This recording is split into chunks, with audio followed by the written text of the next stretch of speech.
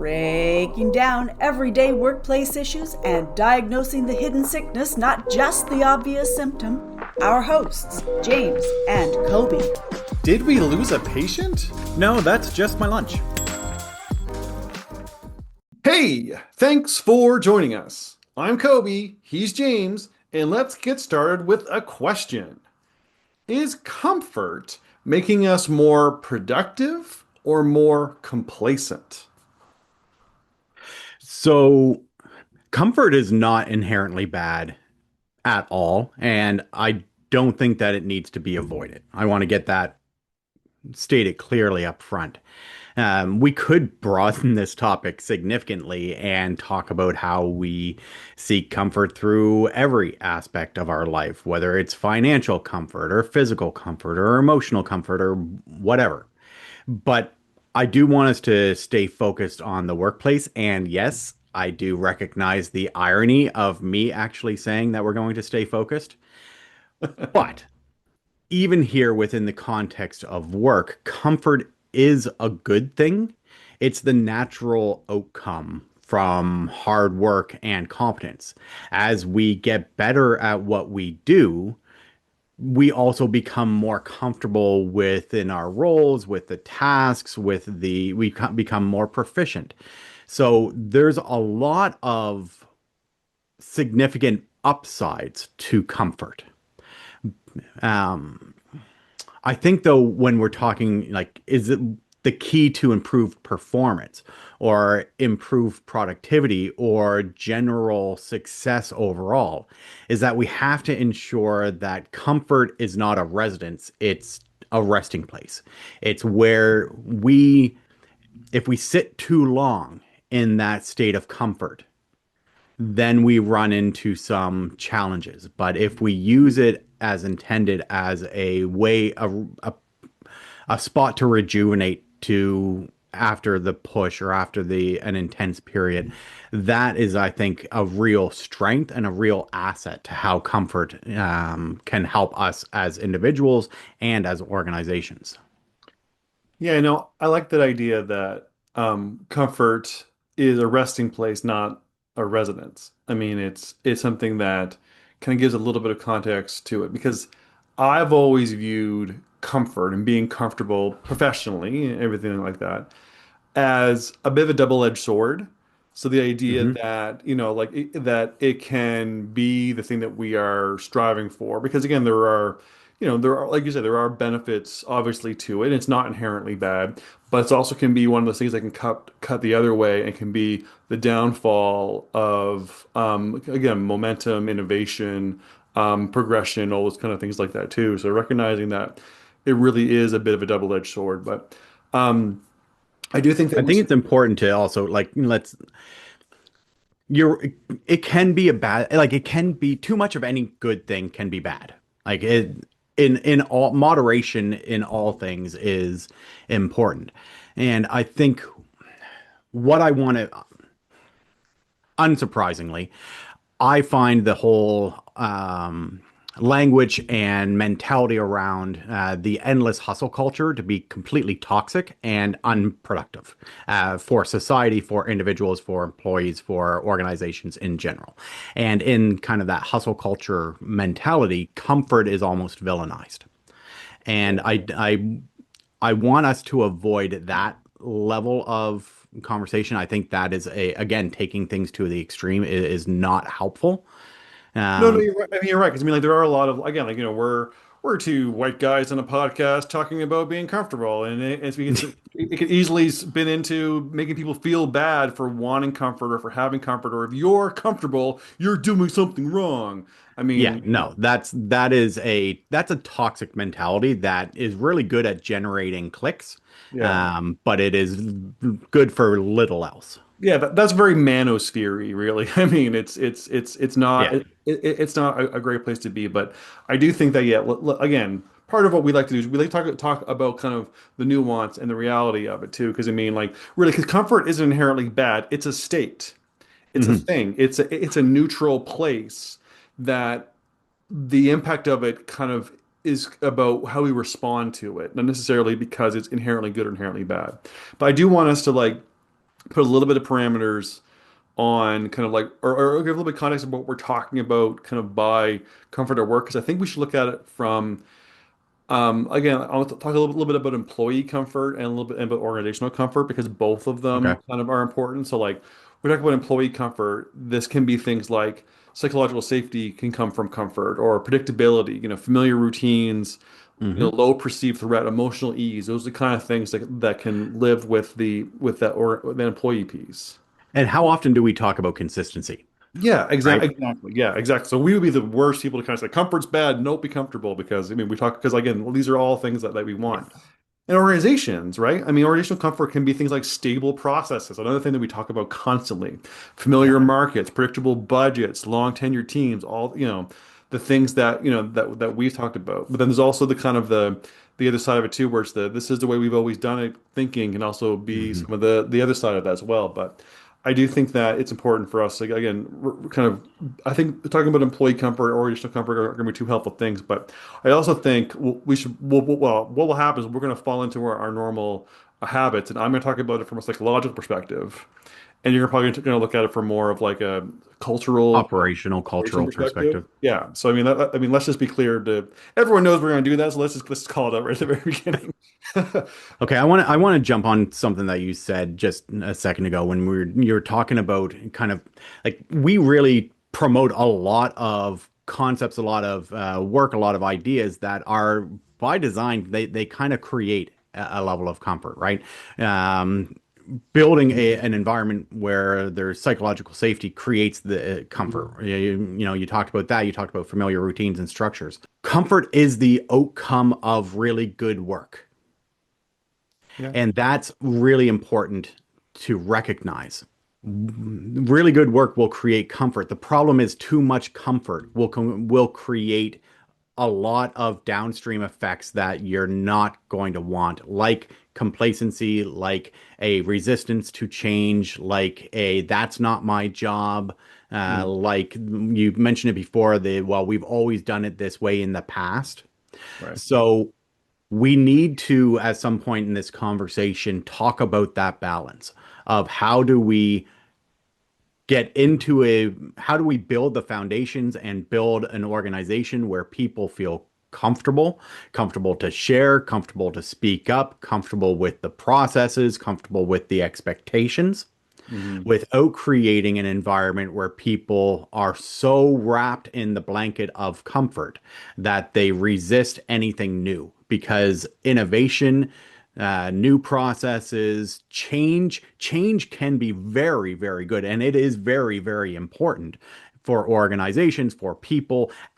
So much changes in the marketplace, especially over the Now, last year or so. Let's not go too far down that road.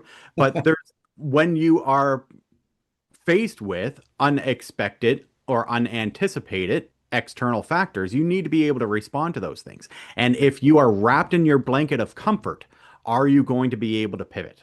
yeah, yeah. No, so I think how we want to structure this episode is let's talk about the upside of it. Let's get into kind of the downside of it. Let's kind of talk about finding that balance, and then let's kind of give some practical advice on what you can do as leaders, as individuals, and as organizations to try to kind of maintain that balance. I think it's probably the structure that we should Yeah. talk. So yeah, let's jump into kind of into the upsides, right? So I think that again, the psychological benefits to having comfort in your organization. Again, it is about reducing your cognitive load. It supports creativity when people are more likely to take risks when they feel safe. Yeah.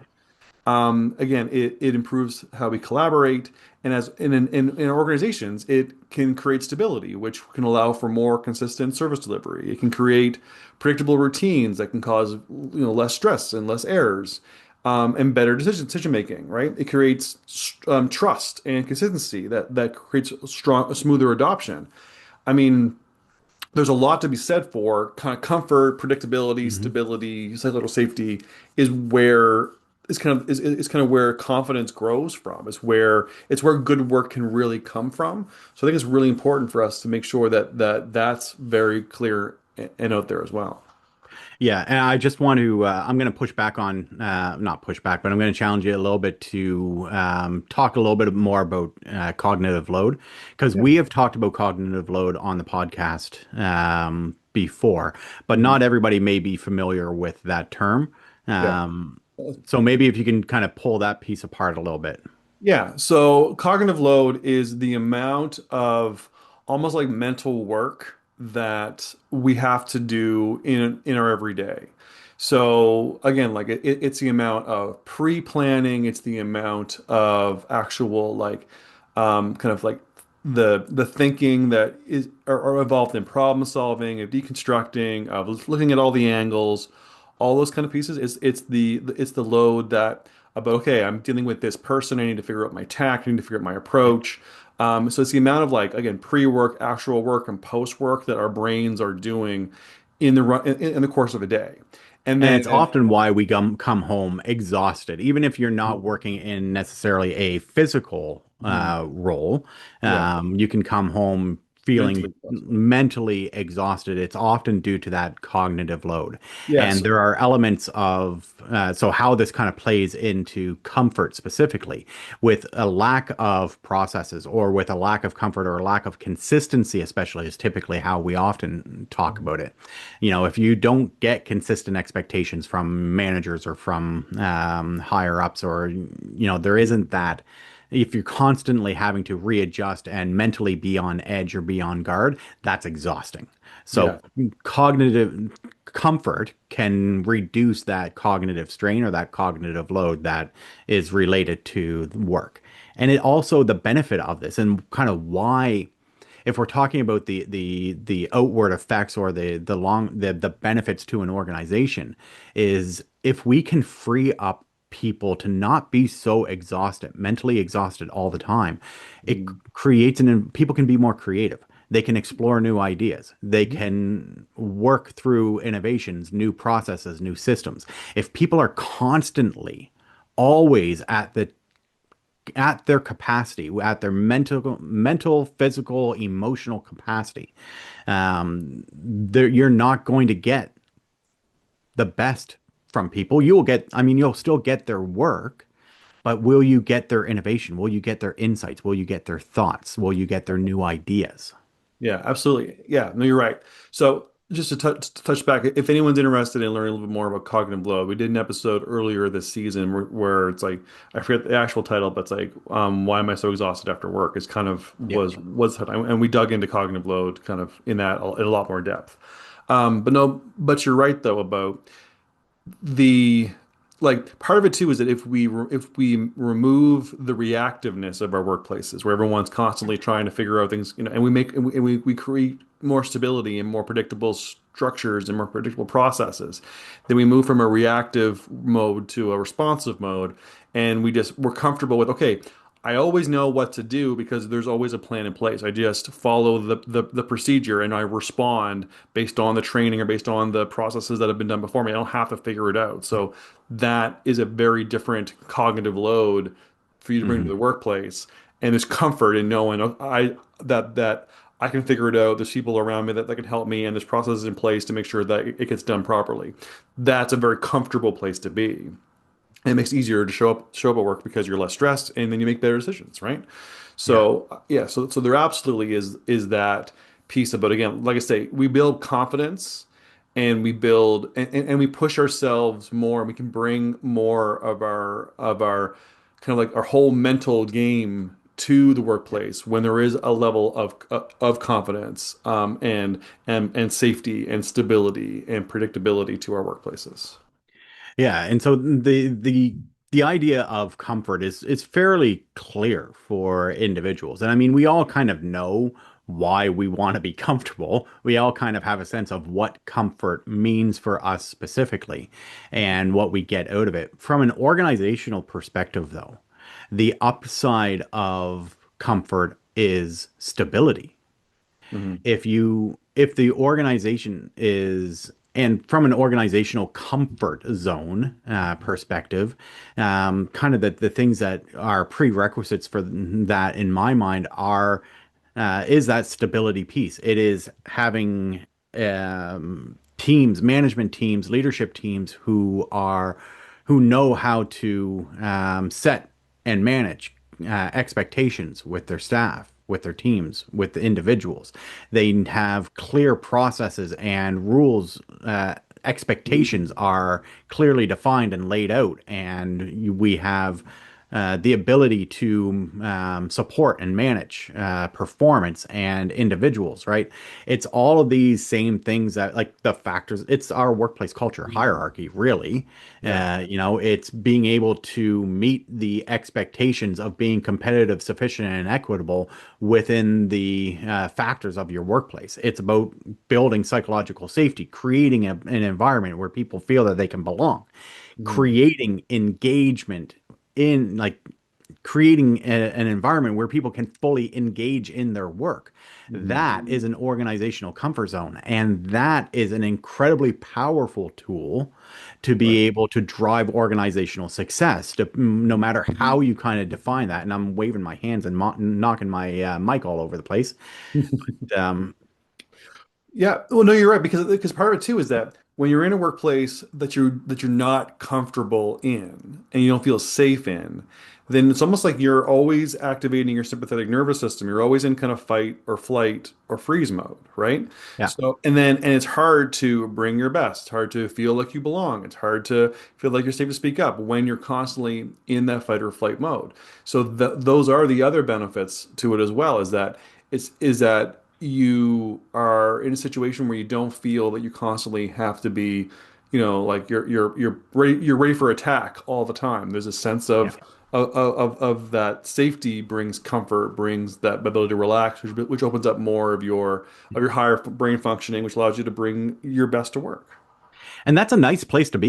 Yeah, That's like, honestly, yeah, it that from a organizational and from a individual perspective, that is a great spot to be. And it's understandable why the loss of that, or the pushing somebody or pushing an organization or an individual outside of that comfort zone tends to get a lot of resistance, because it is a good thing. It is what we are often seeking out of employment and out of, yeah. in general, what we want in our lives is to be able to have a degree of comfort and safety and security. Agreed. Okay, that being said, let's move on to the bad side of it. Yeah, because there are drawbacks to There, this as well. There really are, and I think that, and so I want to talk about a few different cognitive biases that kind of Of course you do. fuel. Yeah, obviously I do. We all know that was coming, but this is kind of what fuels overcomfort or comfort dependence, or makes us too protective of comfort and resistant to change.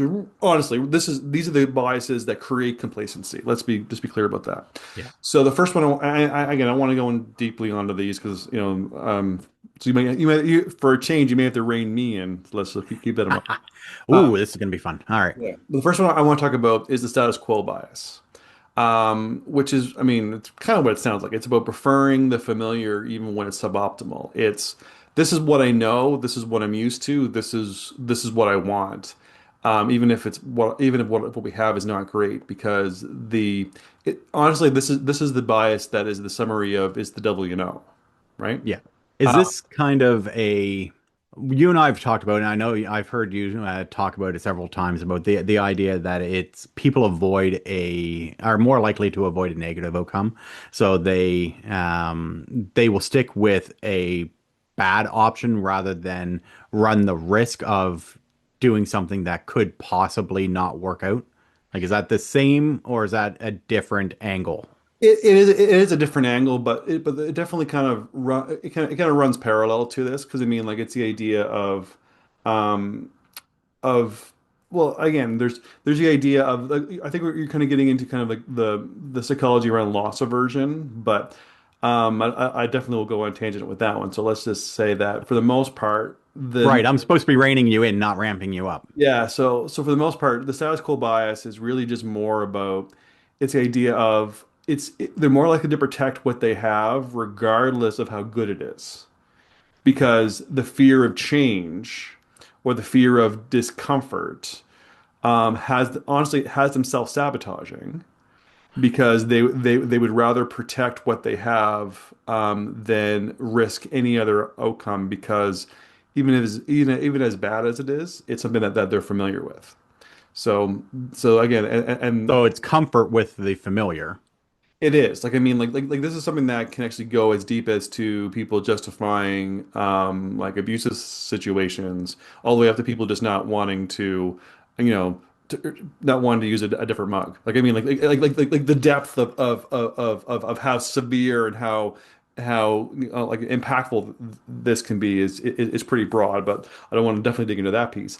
But the idea of this is one of those things where we're kind of wired that way to kind of say, we know this, the devil I know is I'm familiar with. So Yeah. this pattern I'm used to, whether I like it or not, is kind of irrelevant because I'm used to it. And they cling to that familiarity piece.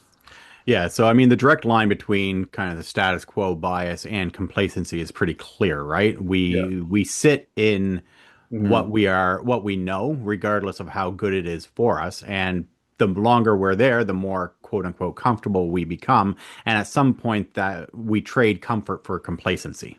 Yeah. Right. So, another one I want to talk about is the normalcy bias. And this is about assuming that the future or assuming what is happening will basically resemble what has happened in the past. So this is something that when we see market trends happening, we don't respond appropriately because we're like, well, this will fade. This will go away. Things will go back to normal. I mean, we saw this with COVID. From a workforce Mhm. perspective, it's that, like, oh, there's all these people that want work to look differently after they've had a chance to work from home. Well, don't worry about it. Everyone's going to forget about that, and it'll go back to the way it was. And it didn't. Um, COVID was a catalyst for a lot of changes. Exactly. But I mean, Yeah. it's the idea of like, oh, this shift in the market is something that will it's a flash in the pan. It's a So trend or a blip, yeah, and we will eventually get back to what we know, what we're comfortable with, and we're going to. I mean, and that's why I think I'm going to go off on a tangent now. I yeah, think this is why so many organizations lost so much credibility with their employees, kind of post-pandemic, however you want to define that, whenever right, you want to define that. Um, as they try to really force that normalcy of, well, now it's 2021 and the or 2022 and the height of the emergency is over, so we're going to push everybody back into the office full time. right, All right, we're still seeing that. They're still constantly coming out with more return to work or return to office mandates. But I've always seen that as a futile attempt to return to a past that does not exist anymore. yeah. You're right, and that's 100% the kind of the a lot of what the normalcy bias can create because the other part of it too is when like when companies are really slow to respond to react to like emerging things like AI is a good example or Mhm. other technological pieces or they're like, well, this always worked for us, so it'll always work, it'll always work for us, you know again, the future is going to be just it's the same as the past, and that's when we see legacy companies that don't Blockbuster and Netflix, like you know what I mean, like that idea of This oh internet thing's a flash in the pan. I don't yeah need to adapt to that. yeah everyone's always going to want to come into brick and mortar stores to rent movies. I mean, like those types of that again that's part of the normalcy bias. So the last one I want to talk about is, and you and I have got into this one a number of times, but in the past is the sunk cost fallacy. Oh my word, yes. Right. Yeah. Sticking with the old systems because we've invested too much. Or, like it's the idea of throwing good money after bad because we've tried something, we're used to this thing, let's just keep paying for it, let's just keep throwing money at it. Because it's easier to do that mentally than actually to go through the change of switching over or trying something different or anything else like that. Phoenix pay system, anyone? Um, sorry, shouldn't take digs at. Oh, of course, I'll take digs at the government. Um, the sunk cost fallacy is so fascinating to me because we see this so often in our work and in our conversations. Yeah. Early stages, when we are meeting with prospective clients or when we're having kind of high level discussions and conversations, and oftentimes when we are in, towards the end of our initial investigations and we're kind of identifying where the company needs to go next and where they are, what their goals are, and how we're going to align those. There's so many times that we have to have the conversation of, okay, I know that you've already invested in this particular program or this particular software or this particular initiative that you think is the be all and end all, but it's doing more harm than good Hmm. because it wasn't implemented properly. There wasn't a strategy developed properly. It doesn't align operational and people strategies, and it's just at this point you are throwing good money after bad. I don't know how many times we've used that phrase.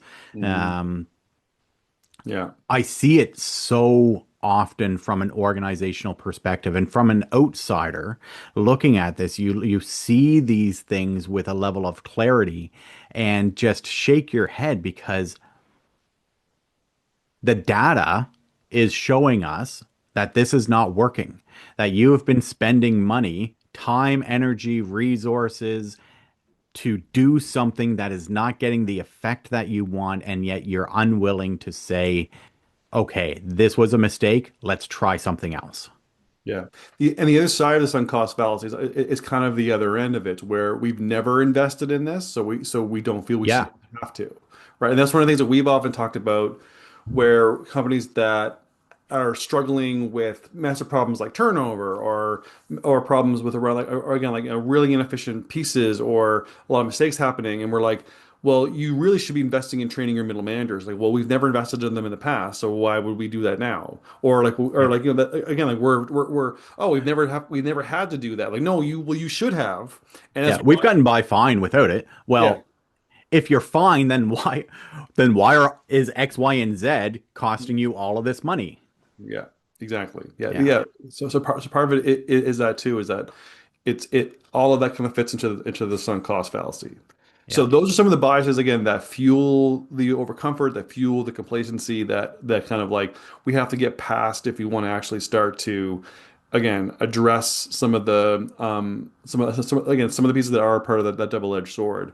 Because the thing is that there is a bit of like it is very paradoxical, the comfort zone piece, because again, going back to kind of what we talked about earlier on, is that if we have too little comfort, it creates anxiety, it creates Yeah. burnout, it kind of makes us feel like, like almost like paralyzed in kind of the work that we do. Again, it's that sympathetic nervous system, fight or flight.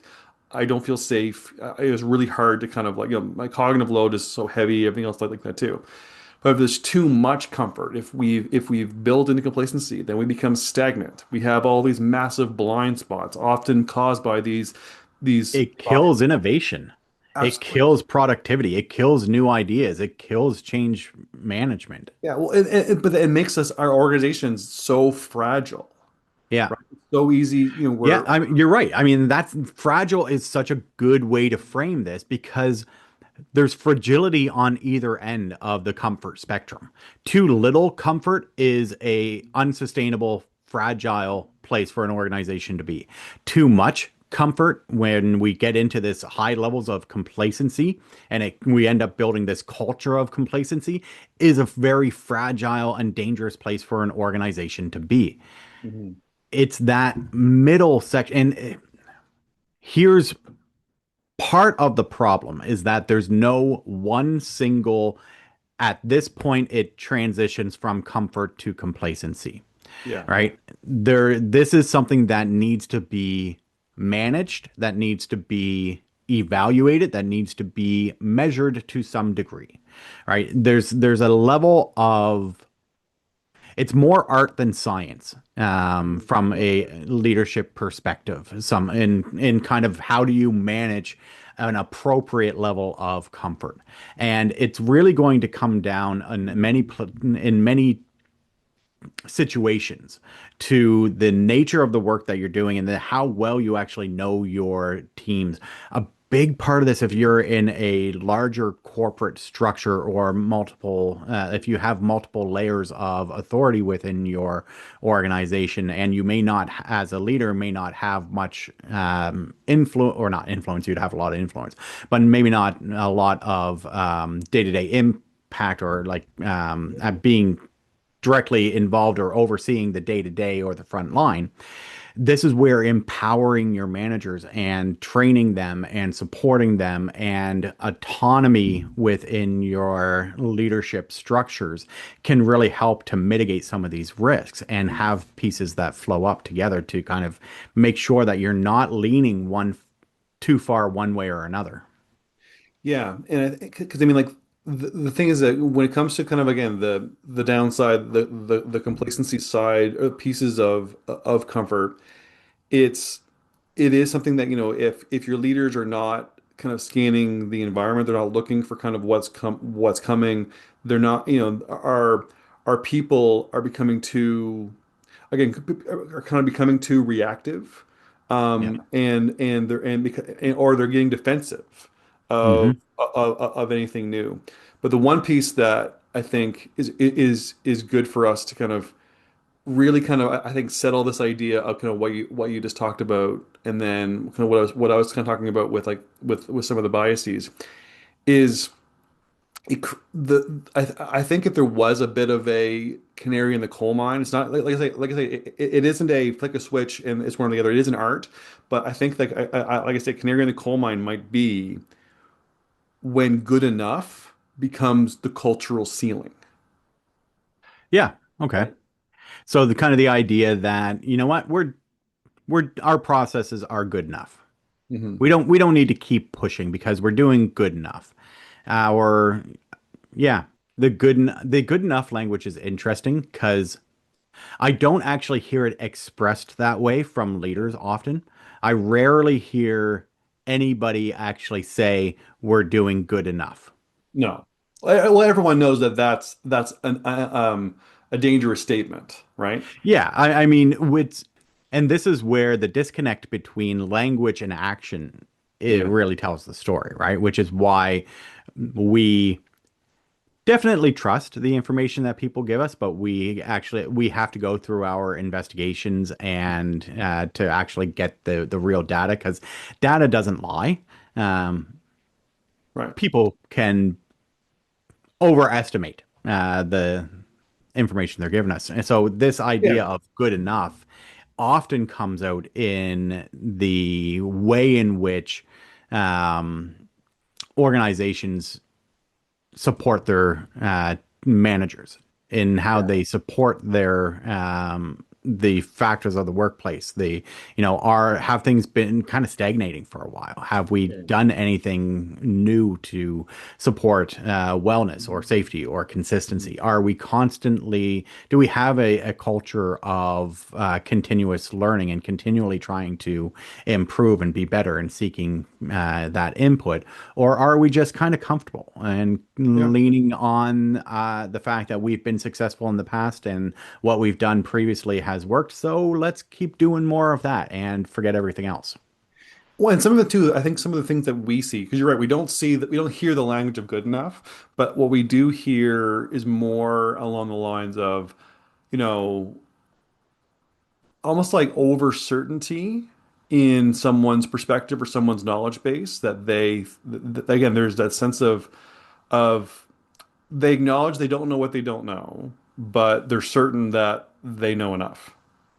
Yeah. Or, you know what I mean? Those kind of pieces. Yeah, no, I'm laughing because Yeah. we've encountered that many Yeah. times of, you know, yeah, they recognize that there are gaps in their knowledge, but they don't seek out ways to fill those gaps in knowledge. Yeah, exactly. So, because I think that if we were to kind of say, what does looking at like what does in broad strokes, what does balancing the double-edged sword look like? And where we've seen the most success in kind of finding that balance between between the both sides of comfort, right? is usually when healthy organizations are prioritizing curiosity, Yes. right? Because again, curiosity, we talked about this in previous podcasts, is kind of the counter to over certainty. But I mean, curiosity is kind of that space between where there's, people aren't bored, but they're also not overwhelmed. They know what they know, but they're open to learning more and open to being challenged a little bit more. Because curiosity kind of comes with I'm never gonna, I'm not fully willing to settle because I've got stuff that I want to learn more about. And Yeah. that's really kind of like, if you had to boil everything down to kind of balancing that comfort zone paradox, as I mentioned earlier, I think curiosity is kind of what we need to prioritize. And I think that's probably where a lot of that Curiosity is it's a good one, and it what came up for me as you were talking is I haven't heard about it in I don't know if they still do, but I remember in the early years of Google, they intentionally set time aside through the day for their employees to be curious, to explore their interests, to give them paid time where they were able to pursue their own projects and that level to indulge in curiosity. right. And Yeah. that led to massive, massive market improvements for Google. That's where Gmail came from and many other kind of core staples of the company now. I don't know if they still do that. I haven't heard about it for Yeah. ages. I doubt it as they've become more corporate and less, Yeah. tech startup-y. Yeah, but I mean, even the way that, like, when we are working with different leadership teams and different management teams, even kind of some of the way that we try to like encourage people to kind of ask questions. Like, I know, like, I know we've had I've had a number of examples where I've stepped into organizations, kind of like facilitated meetings, and someone like, like, will often will have a first kind of question kind of come out, and then they'll stop themselves. And I always encourage people to just ask the question, and I really kind of doing the what ifs, or kind of like, again, if there's some of that, like, again, back to the improv, is like yes and, right, like, yeah, yes, Yeah. that's a good idea, but and what if we looked at it from this perspective, and challenging those pieces too can be little small ways that we can encourage curious conversations in kind of the small, everyday little ways that we engage with people, can be just part of how we are slowly trying to embed curiosity to kind of manage complacency, but also kind of build a bit of the psychological safety element into it as well. But Yeah. yeah, I do think that, again, broad strokes. So again, I think we should move into kind of like, how do we find that right balance? What's some practical advice that we can give folks? But I do think that, again, broad strokes. I think it is curiosity that I think will be the one of the major kind of anchor points of any advice that we give going forward. Yeah, so let's break it down from kind of different perspectives, because there's different levels of responsibility in kind of making sure that comfort without complacency exists, or how do we, once we are in that comfort zone, how do we create a safe or a low risk way of pushing people out of that, Yeah. or making sure that we don't fall into the trap. And for leaders, I think one of the first things I would talk about is looking for, paradoxically, we'll call it safe discomfort, right? What are small ways that we can create supported challenges that stretch people without overwhelming them? Mm. This, I mean, we've talked about this in different contexts before, but cross training is actually a way of accomplishing this in a relatively low risk, relatively safe environment to push people out of their comfort zone. Mm. Now, there has to be an accompanying culture where it's actually safe to fail, and you've got the psychological safety to be able to do that. But this is a key, I think, a really tangible, easy way for leaders to avoid the complacency trap, because it has the added benefit of also building organizational resilience. Mhm. As people are exposed to other roles, other opportunities, other perspectives than just their own within the context of their work. It has a lot of kind of secondary and tertiary benefits around if you understand how your role influences and impacts other roles around you, you're more likely to be open to other people's perspectives and to their and to be open to collaboration with them more. It also, if you have people who have some cross-trained skills in different areas, it gives you the opportunity to backfill or to support, or if there's big projects come down that you need to mobilize additional resources, you kind of have that baked into your organization. And it can be done in a way that even if somebody's not entirely successful in the cross training, the activity of it, the exposure to the rest of the organization is a net benefit. Mhm. So when you are developing kind of these cross-training tools, make sure that you're understanding what success looks like.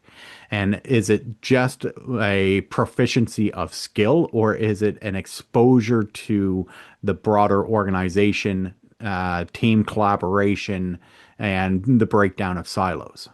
Yeah, absolutely. No, but I do think you're right. I do like this. The idea is a weird term. You're right. Safe discomfort. But I do think that that is one of those things that we can allow for that. Like, because like kind of like I said, pushing people in conversation to be a bit more curious and kind of ask more difficult questions can be part of that too. But I think you're right. As far as a tangible net benefit, regardless of how successful it is, cross training is probably an absolute win. And we talked about that in our last episode about doing more with less. So I think that's a good callback to that as well. The other thing I want to kind of mention for leaders to kind of look at too is it's sort of similar, but it's like normalizing like really small, like almost like micro risks, like try to like do some like the beta testing concept that you and I embed into Yeah. organizations. Like, hey, we've got something new that we want to do, so we're gonna pilot something for 30 days just to see if it works.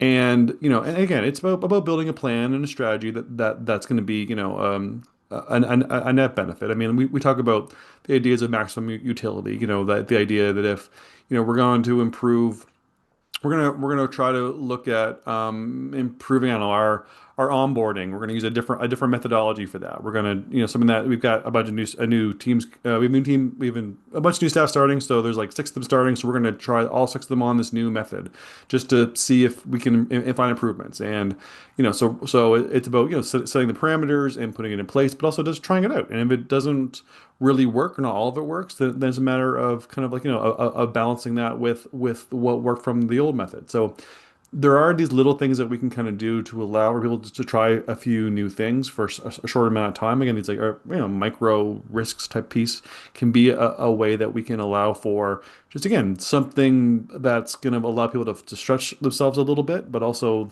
the idea of just looking for little ways to kind of find small continuous improvement strategies. Yeah, and I just want to reinforce that these are things that I won't say that they only work, but they certainly work far more effectively in an environment that has psychological safety. Yeah. Because that ability to try something new and to not necessarily have it work out, and for that to not impact your, like, when there's a fear that, well, if I try this new thing, or if this new cross training or this new onboarding system, if it doesn't work out, what happens to my job? Am I going Yeah. to be penalized for that? Am I going to be, because I mean, this is the lack of psychological safety kills innovation because Mhm. people are afraid to take risks. Right. Well, So, yeah. The other thing too, just add on to that is also make the why you're doing it clear. yes. You're not just being like, "Hey, double your workload for fun." Like For fun. Yeah, absolutely. Right. Like, I mean, again, part of it is, again, this needs to be well communicated. This needs to be something that people are not being like, it really can't come out of nowhere. You have, again, part of good change management is tell people on the why before any change happens, get people on board with it before you do it, have a good plan in place so people know what's expected, make it predictable. All those good change management strategies need to be involved in this, Yeah. right? But you So, also need to be willing to let it go if it doesn't work, right? This is absolutely, yeah. like, don't fall into that sunk cost fallacy. Right. Well, and these are the benefit of like the micro risks, right? These are like, Yeah. we're going to try this micro risking thing as a micro risk, and if Yeah. it doesn't And work we out, recognize that it might not work. yeah, So, yeah, yeah. we're operating under the assumption that it will, and Mhm. we are working towards success. Right. But we understand that whenever we try something new, it may not work the way that we want it to. Yeah. All right. So for you as the individual listening to this, if you're like, okay, how can I give myself a little bit more of that curiosity piece? How can I try and find that balance of the double-edged sword that is comfort?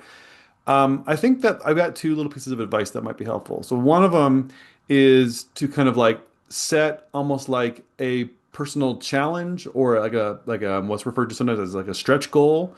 Kind of like for yourself, maybe like, a quarterly thing or a monthly thing, depending on how big it is. Like give yourself something that you want to try to learn new, accomplish, try out that's within your complete authority. And I think maybe, this is where the curiosity angle yeah. really comes into play from an individual perspective. Yeah. What are you curious about? Yeah. What is something that, like, from within your work context, Hmm. what would you like to explore a little bit further? Right. Yeah. Where's Or a just gap that you think there you might be want to try to understand better?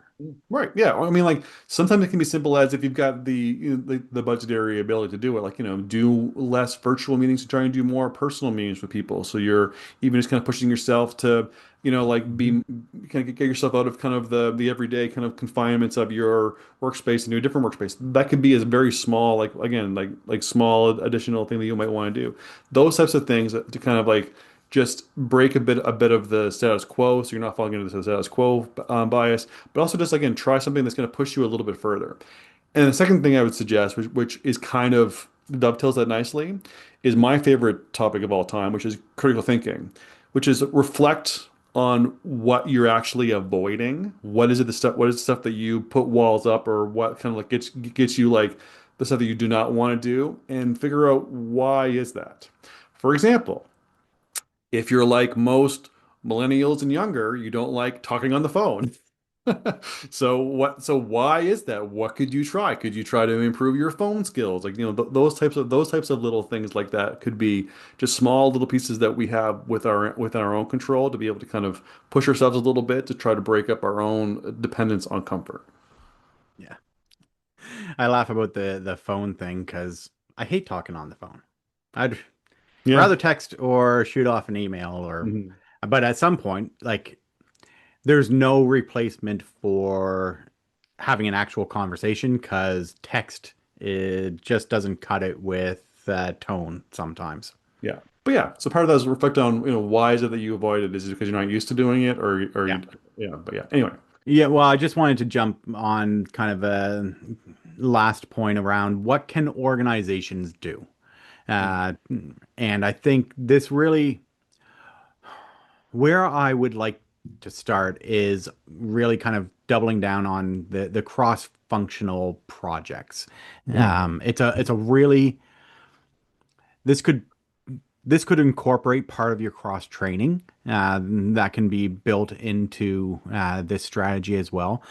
But the more that you get people to work with others, to work with other departments, or work with people who they have not necessarily worked with in the past, it has a lot of it has a number of benefits.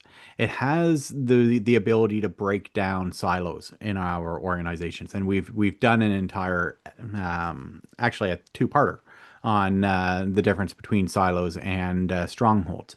Mhm. And it the more that we can expose people to new ideas, the more that we can expose people to the how the broader organization functions and the realities of other people's roles, the more we're able to get it has the added benefit of also sparking conversation and innovation. As people with different perspectives are brought together to achieve a common goal, as those perspectives start discussing opportunities and ideas, really cool things can happen. So, cross-functional projects is a great way to kind of make sure that you're not keeping some of the comfort without the complacency lens. Yeah. So Um, one of the things that we often recommend to help organizations try and achieve that better is that some of your specialist teams, so like HR, tech, even engineering, some of those just try and like make a bit of a mechanism in place where they actually can function almost like internal consultants to other departments. Can be one of the ways that you Interesting. can actually Yeah. start to create those cross-functional pieces where you got one department almost like consulting with for another one on pieces can be one way that you can have almost like operationalize that. Yeah, and that's a really cool piece that we've started to see some interesting conversations come as a direct result of that. Yeah, absolutely. So the next one I want to mention for organizations is about measuring adaptability as a performance metric.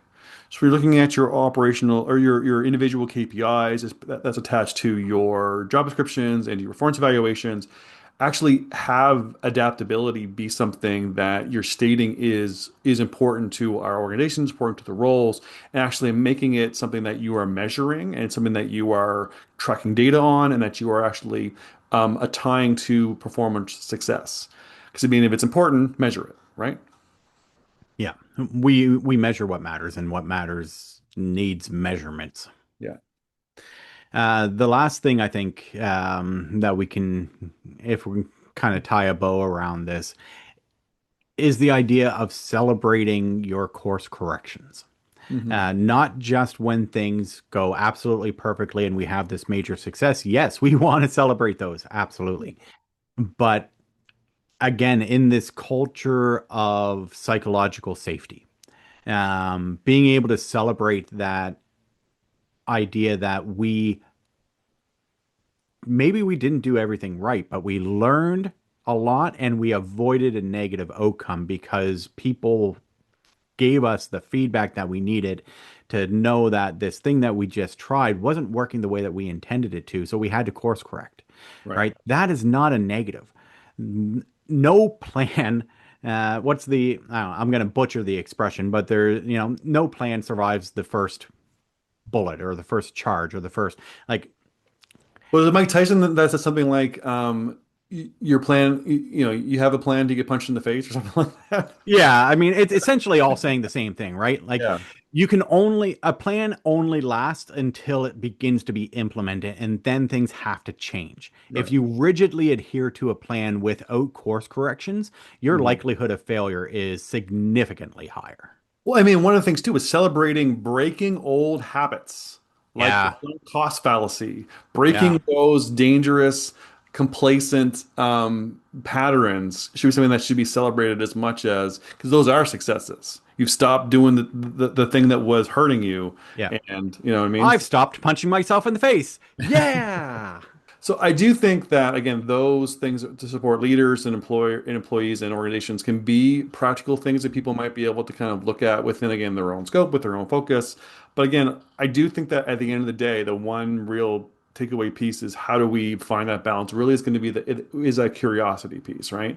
Yeah. I do think that it's a matter of of shedding certainty, trying to avoid those psychological fallacies and biases about, and trying to find ways to leverage the benefits of psychological safety and stability while also being curious and and critically reflective and trying to look for more ways to kind of improve kind of how people kind of work together and learn from each other. All of those are going to be how we start to really kind of find that balance and how we can make sure that comfort is making us more productive and not more complacent. So that about does it for us. For a full archive of the podcast and access to video version hosted on our YouTube channel, visit roman3.ca/podcast. Thanks for joining us. For more information on topics like these, don't forget to visit us at roman3.ca. Side effects of this podcast may include improved retention, high productivity, increased market share, employees breaking out in spontaneous dance, dry mouth, aversion to the sound of James's voice, desire to find a better podcast.